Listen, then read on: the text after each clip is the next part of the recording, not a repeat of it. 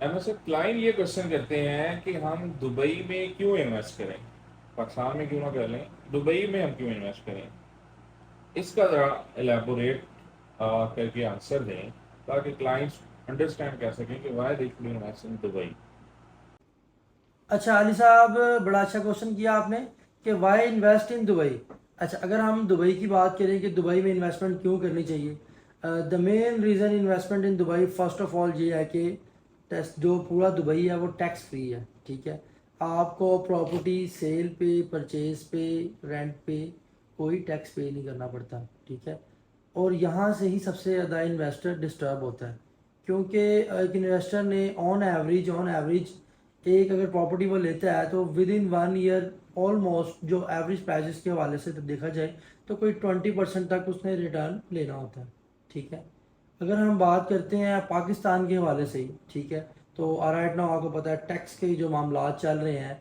Filer अगर बंदा है तो वो भी 10% तक टैक्स पे कर रहा है। ठीक है, और अगर नॉन फाइलर है तो उसको तो बस छोड़ ही देना, 15 से 20% उसको टैक्स देना पड़ता है। ठीक है, और यही ऑन एवरेज एक इन्वेस्टर ने कमाना होता है। ठीक है, सेकंड थिंग अगर दुबई की बात करते हैं कि दुबई में इन्वेस्ट क्यों करना चाहिए, वो ये कि दुबई की जो करेंसी है वो स्टेबल है। ठीक है, डॉलर अप होता है तो करेंसी उनकी अप होती है। ठीक है, डॉलर के साथ उनकी करेंसी चलती है। ठीक है, अगर हम थर्ड थिंग की बात करें तो वही है कि दुबई एक स्टेबल इकॉनमी है।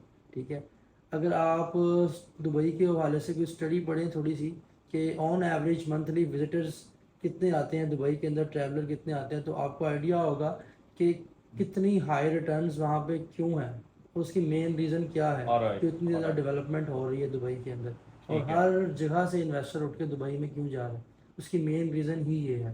नेक्स्ट पॉइंट डिस्कस करें तो उसमें ये आता है कि अगर एक इन्वेस्टर वहाँ पे प्रॉपर्टी लेता है तो उसके ऊपर हाई रेंटल इनकम उसको रिटर्न में आती है, जो कि ऑन एवरेज भी हम देखें तो 6 to 10% होती है प्रॉपर्टी के हवाले से। ठीक है, और गुड रिटर्न अलहदा होता है उसके अंदर।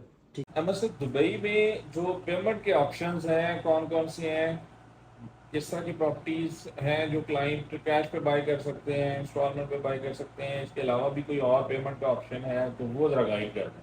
अच्छा, ये बड़ा कॉमन क्वेश्चन है, काफ़ी लोग मुझसे भी डिस्कस करते हैं कि अहमद साहब हमें भी बताएं कि दुबई के अंदर प्रॉपर्टी लेने के लिए कौन कौन से हमारे पास पेमेंट ऑप्शंस अवेलेबल हैं। ठीक है, तो उसमें मेन 3 ऑप्शंस आते हैं। ठीक है, फर्स्ट ऑप्शन ये है कि आप फुल कैश के ऊपर प्रॉपर्टी ले सकते हैं। सेकंड ऑप्शन ये है कि आप वहाँ पे मॉर्टगेज पे प्रॉपर्टी ले सकते हैं। ठीक है जी, उसमें 2 टाइप्स हैं, रेजिडेंट की और नॉन रेजिडेंट की। रेजिडेंट है, ठीक है जी, तो वो 20% डाउन पेमेंट और बाकी 80% मॉर्टगेज पे प्रॉपर्टी ले सकता है। अदरवाइज अगर नॉन रेजिडेंट है तो 50% डाउन पेमेंट और 50% मॉर्टगेज। ठीक है, थर्ड ऑप्शन जो कि ऑलमोस्ट 80% यूज़ होता है, ठीक है, वो है पेमेंट प्लान, जो कि डेवलपर की साइड से प्रोवाइड किया जाता है कस्टमर्स को। ठीक है, वो 3 ईयर्स होता है, 5 ईयर्स होता है, 7 ईयर्स होता है, 10 ईयर्स होता है, वो प्रोजेक्ट वेरी करता है। ठीक है। प्रॉपर्टीज की प्राइस के हवाले से बताइएगा कि एवरेज वहाँ पे प्राइसेस क्या है, अपार्टमेंट्स की, विलास की, टाउन हाउसेज वगैरह की। अगर किसी ने इन्वेस्ट करना हो तो कितनी की इन्वेस्टमेंट हो तो वहाँ पे ऑन एवरेज प्रॉपर्टी बाई कर सकता है। अच्छा, अच्छा, अगर हम एवरेज प्रॉपर्टी प्राइसेस की बात करें दुबई के अंदर तो ऑलमोस्ट 1 बेड अपार्टमेंट जो है वो 7 लाख, मतलब 7 लाख AD से स्टार्ट होता है।